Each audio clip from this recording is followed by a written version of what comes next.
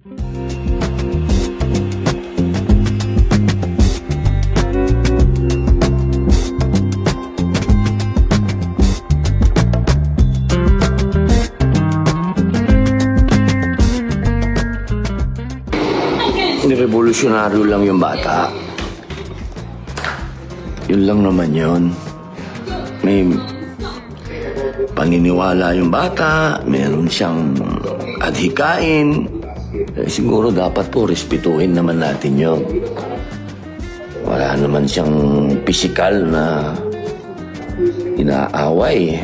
Karapatan niya yun.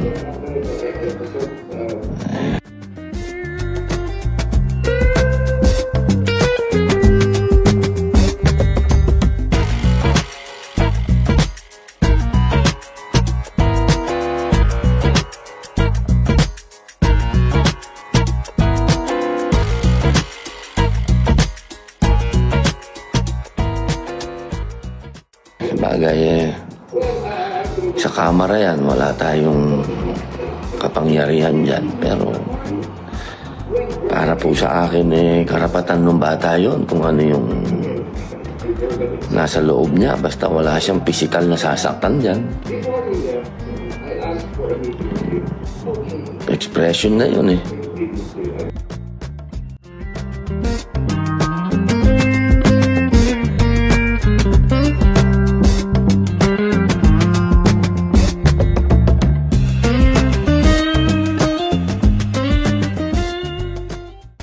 Generation gap yan, sir.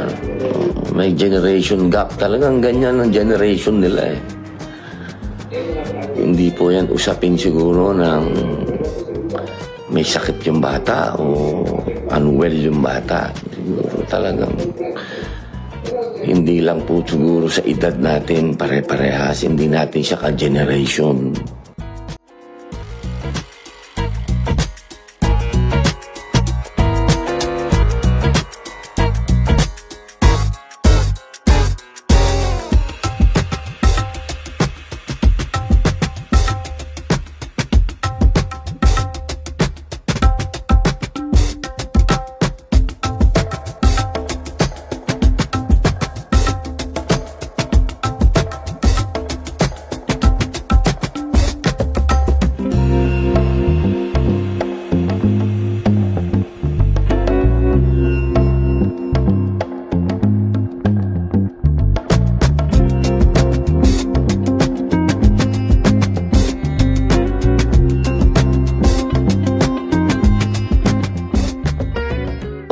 Pinaglalaban po yung bata, respetuhin natin yung bata. Yun lang po.